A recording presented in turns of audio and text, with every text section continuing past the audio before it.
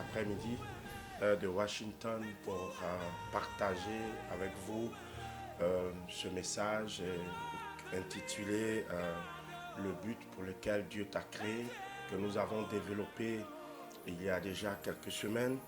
Aujourd'hui, nous allons parler de pourquoi est-ce que tu dois t'attacher à Jésus. Pourquoi est-ce que Jésus doit être le centre de notre vie. Nous avons, les semaines précédentes, nous avons développé le terme le pourquoi est-ce que nous sommes créés. Si je trouvais ça tellement important que nous en parlions, parce que je crois qu'avant d'aller quelque part, il faut quand même que tu saches d'où tu viens. Donc c'était important pour chaque enfant de Dieu, chaque créature de Dieu, de savoir le but pour lequel il a été créé. Alors j'avais dit dans cet enseignement que nous avons été créés pour un but. Et nous avons donné le passage biblique de Proverbes chapitre 16 à partir du verset 8. Et le verset disait simplement que Dieu a créé toutes choses pour un but. Mon frère, ma soeur, toi qui écoutes cet enseignement aujourd'hui, toi qui le partages, sache que tu es une créature merveilleuse pour Dieu. Tu es un enfant béni de Dieu. Tu es un enfant choisi de Dieu. Pourquoi est-ce que je te le dis? La Bible dit dans Proverbe 16 à partir du verset 8 que Dieu a créé toutes choses pour un but. Alors je ne crois pas que tu as été créé pour glorifier le diable ou glorifier une entité quelconque. Le but de Dieu, c'est que tu sois une créature merveilleuse à ses yeux. Amen. Voilà. Donc, nous avons développé ce thème et j'ai invité tout le monde à comprendre que nous n'avons pas été créés pour être la destruction de Dieu. Nous avons été créés pour être la gloire de Dieu. Amen. Voilà. Donc, nous avons donné des passages et nous avons parlé de Proverbes 16 à partir du verset 8. Nous avons parlé aussi de Colossiens 1, verset 16. Nous avons parlé de Éphésiens 1 à partir du verset 4 à 6. Et nous avons parlé de Éphésiens 2, verset 10, où nous avons expliqué dans le livre d'Éphésiens, Dieu nous démontre que nous sommes l'ouvrage de ses mains. Imaginez-vous un bel architecte qui est en train de faire une construction merveilleuse. Quand il a fait, c'est avec toute son intelligence, tout son savoir, pour que quand une personne arrive et voit l'œuvre, qu'il soit émerveillé de cette œuvre. Et Dieu a précisé dans ce passage d'Éphésiens que nous étions l'ouvrage de ses mains. Donc Dieu nous a fait de ses mains et il en a été fier. Genèse nous dit que nous avons été créés à l'image de Dieu et à sa ressemblance. Je ne sais pas si vous imaginez ce que ce passage veut dire. Dieu te dit que tu as été créé à son image. Oh, j'imagine l'image que Dieu s'est fait de lui-même. Donc imagine l'image que Dieu se fait de toi. Tu ne peux pas être l'objet pour glorifier le diable, pour glorifier une entité quelconque. Mais je crois que Dieu t'a créé pour que tu sois une créature merveilleuse à ses yeux et pour sa gloire. Amen. Voilà. Donc je pense que ce sont des passages qui doivent vous aider à lire et à relire, à essayer d'interroger le Saint-Esprit pour qu'il nous aide à nous éclairer. Nous avons aussi parlé de Romains chapitre 8, versets 28 à 30. Alléluia. Donc aujourd'hui, nous allons parler de pourquoi s'attacher à Jésus. Vous savez, frères et sœurs, à chaque fois que je parle de ce personnage, à chaque fois que je parle de ce roi des rois, de ce, je dirais pas le Seigneur, parce que je regardais un reportage où on appelait le roi, on appelait le prince de Monaco, mon Seigneur. J'ai été un peu, pas choqué, mais qu'on appelle un homme mon Seigneur. Alors, je ne peux pas donner ce titre à ce grand personnage. J'aimerais qu'on l'appelle simplement l'Éternel, parce qu'il n'a ni commencement et il n'a ni fin. Je préfère ce thème pour le distinguer de notre vie quotidienne. Amen. Alors, c'est quelqu'un de spécial. Quand je parle de lui, je vous dis que je peux en parler tout au long d'une journée. C'est quelqu'un qui n'a pas son semblable sur terre. La Bible même nous précise que c'est pour cela Dieu l'a souverainement élevé.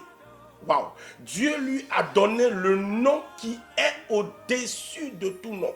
Donc, je ne peux pas l'appeler mon Seigneur si je peux appeler un prince mon Seigneur. Je préfère lui donner un nom qui n'a rien à voir avec la créature de Dieu. Amen.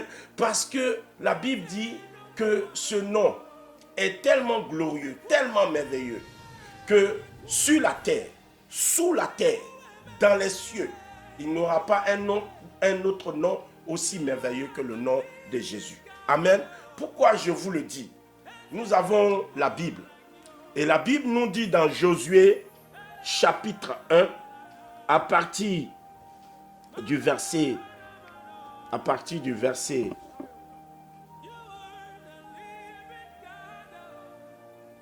6, Dieu donne des prescriptions à Josué en lui disant: Josué, si tu veux mieux vivre, si tu veux être quelqu'un qui va être selon moi, que ce livre, Dieu parle de la parole, dis Amen, ce livre de la vie, ce livre qui est un testament pour nous qui sommes enfants de Dieu, ce livre qui est le début et la fin, ce livre que ton arrière-grand-père avait, que ton grand-père avait, que ton père avait, et que toi tu as aujourd'hui en ta possession, et que tes enfants auront à leur possession, que les enfants de tes enfants auront à leur possession, qui n'a pas changé d'un iota, que ce livre-là ne s'éloigne point de ta bouche. Amen. Parce que ce livre est la révélation de tout, du commencement et de la fin. Et nous le constatons aujourd'hui. Alléluia. Nous constatons que ce livre est vérité. La preuve, c'est que Jésus, quand il parle, il a un mot qu'il dit qui m'impressionne. En vérité, en vérité. Donc, il dit toujours la vérité. Donc, la Bible dit que ce livre ne s'éloigne point de ta bouche. Amen. Car ce livre te donnera la vie et en abondance. Et ce livre aussi, si tu ne le prends pas dans le bon sens, il t'accordera ce dont nous n'avons pas envie de parler ce soir. Amen. Donc, je t'invite, je veux te présenter une personne. Pourquoi tu dois t'attacher à cette personne? C'est le deuxième thème de ce message que nous allons essayer d'étudier ensemble. Pourquoi Jésus?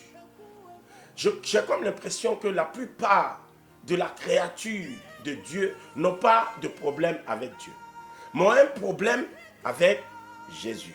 Alors, on va aller dans les Écritures et on va voir qui est Jésus, pourquoi Jésus, pourquoi je dois m'attacher à Jésus. Et aujourd'hui, ma plus grande joie, si tu voudrais faire plaisir à ta famille, à ta femme, à tes enfants, tu voulais faire plaisir à ta famille, tu voulais faire plaisir autour de toi, mon frère, ma soeur, Jésus, attache-toi à Jésus. Et pourquoi je te demande de t'attacher à Jésus? On va y aller pas à pas. Je vais d'abord prendre le livre de Exode, qui parle de l'Ancien Testament. Amen. Donc, le livre d'Exode nous parle de l'histoire de Moïse. Moïse qui va dans le désert, et Moïse qui va à la rencontre de son Dieu. Alors, Moïse est confronté à un dilemme. Moïse a vécu dans la maison de Pharaon. Moïse a côtoyé les plus grands féticheurs, les plus grands marabouts, les plus grands mystiques. Moïse quitte maintenant Pharaon et Moïse se retrouve dans le désert. Moïse est en train de connaître un Dieu et le Dieu véritable. Et Dieu lui dit, je veux sauver mon peuple, mais j'ai besoin de toi, Moïse. Et Dieu dit à Moïse, va et dis-leur que c'est le Dieu, le Père d'Abraham qui t'envoie. Le Dieu d'Abraham qui t'envoie. Le Dieu de vos pères qui t'envoie. Et Moïse, qui, comme tout enfant, dira, mais Père, si on me demande, que dois-je dire? Vous allez trouver ce passage dans Exode chapitre 3 à partir déjà du verset 13. Et Exode nous dit quoi? Exode nous dit que Moïse dit à Dieu, mais si on me demande comment est-ce que tu t'appelles, qu'est-ce que je dis au peuple d'Israël? Une question extraordinaire et une réponse extraordinaire. Dieu qui répond à Moïse, si on te pose la question, dis-leur que je m'appelle je suis. Frères et sœurs, retenez le mot je suis. Donc, on va aller encore dans, je dirais, prenons même peut-être Ésaïe chapitre 53. Nous voyons un prophète extraordinaire, un prophète qui a existé, un prophète qui a prophétisé, qui a dit des choses qui ont surpris. Ésaïe présente Jésus d'une manière exceptionnelle. Il dit qu'il n'avait point, il n'y avait point en lui il passait son chemin et il était indifférent. Il n'était pas celui-là qui venait avec une grosse couronne, qui venait montrer sa gloire, qui venait se présenter au monde. Il n'avait ni beauté, ni éclat pour plaire. Donc, c'était un Jésus exceptionnel que nous allons rencontrer. Il est mort à la croix pour toi et moi. Il a sacrifié sa vie.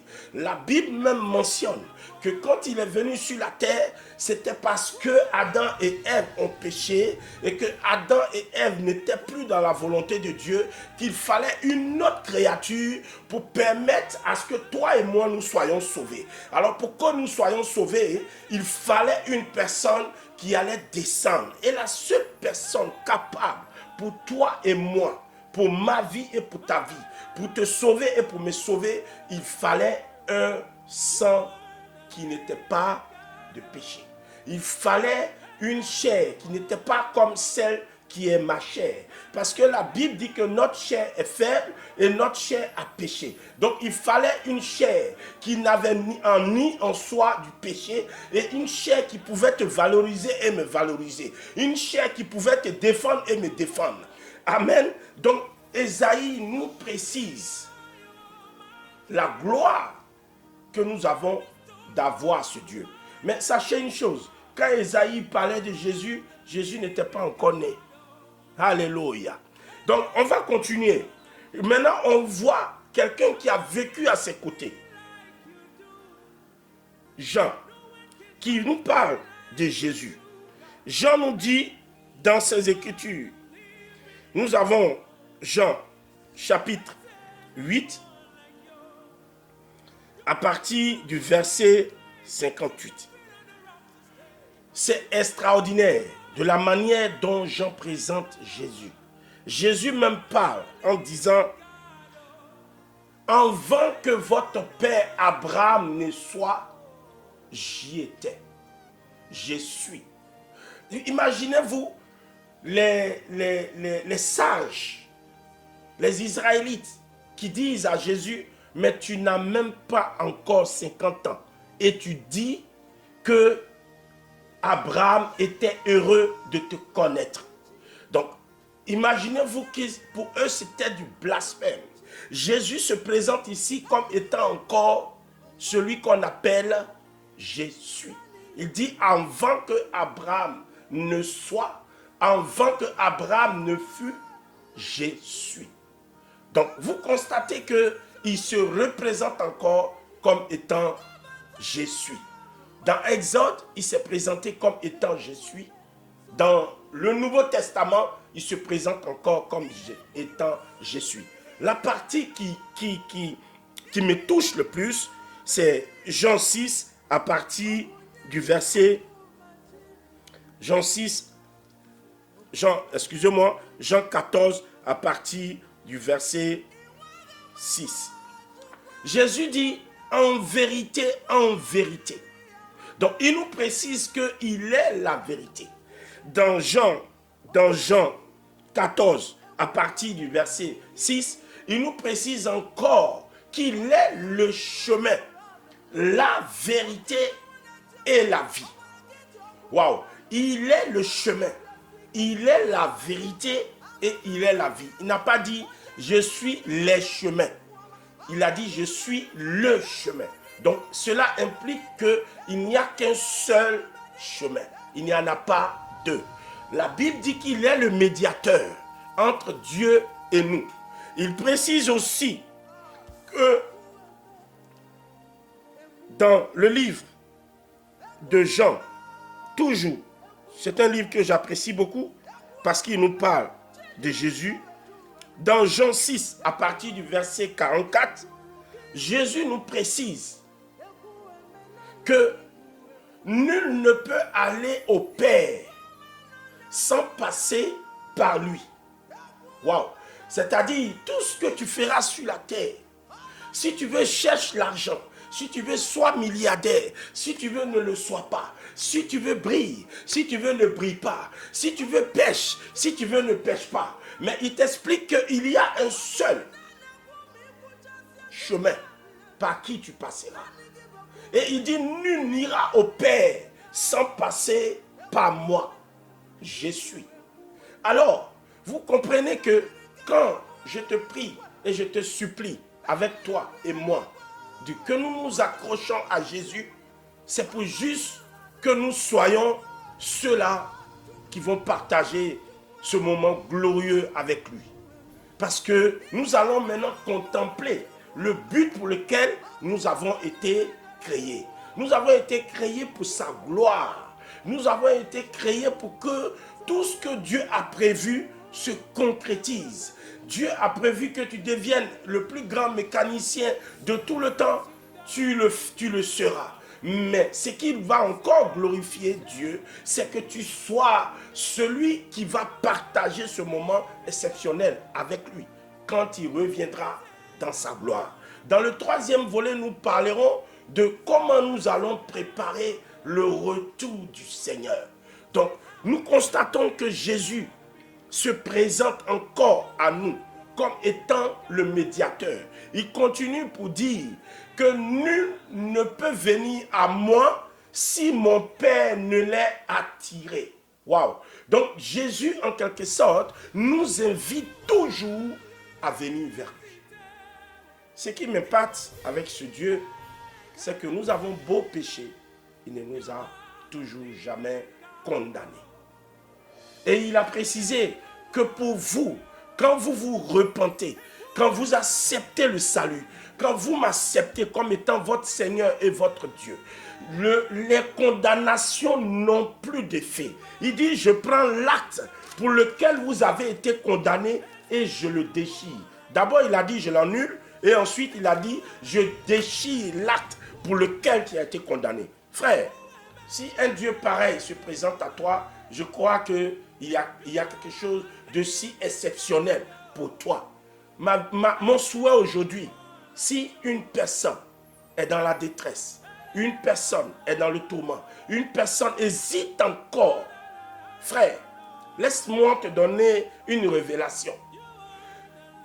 La Bible dit que les premiers seront les derniers et les derniers seront les premiers. Frère, s'il y a quelqu'un qui te décourage, dis-lui que ne cherche pas à me décourager parce que certainement tu penses être pouvoir, le premier à connaître Jésus. Mais la Bible dit que les derniers seront les premiers. Donc je peux encore accepter Jésus, changer ma vie pour Jésus et être le premier. Dis Amen. Parce que Dieu n'a pas donné un temps pour que tu changes. Frère, imagine le brigand à la croix. La Bible dit qu'il était criminel. Et ils étaient deux criminels. Je te donne une révélation. Que cette personne, le fait qu'il ait accepté Jésus à la croix, la Bible dit qu'à cet instant T, sa vie a changé. Amen. La première personne à visiter le royaume avec Jésus était ce criminel. Frère, vas-tu me dire qu'en ce jour-là où il a reconnu la gloire de Dieu, Dieu n'avait-il pas regardé à ses péchés? Dieu l'a pardonné. Frère, tu peux toujours te repentir. Tu étais dans les trucs mystiques, tu étais dans les trucs bizarres. Frère, ne regarde pas ce que diront les autres. Frère, tu peux changer. Tu peux donner ta vie à Christ. Et cela va être celui qui était le dernier et qui est venu le premier. Frère, nous disons parfois que ce n'est pas le commencement qui compte, c'est aussi la fin qui compte. Donc la fin d'une chose vaut mieux que son commencement. Donc il est temps pour toi que quel que soit ce que tu as traversé, quel que soit ce que tu as fait dans ta vie, frère, il est temps pour toi de t'accrocher à Jésus. Donc je t'invite à t'attacher à Jésus. Et tu sais, la révélation qu'il y a dans le mot « je suis », si tu enlèves le « i » qui se trouve dans le « suis », tu verras que tu es en train d'écrire une histoire avec Jésus. Si tu enlèves le « i » qui se trouve dans le « suis », tu rejoins Jésus. Et le « i », c'est le « je suis », le Jésus incarné en la Vierge Marie, pour que tu sois aujourd'hui une gloire à ses yeux. Frère, il est temps pour nous de revenir au Maître.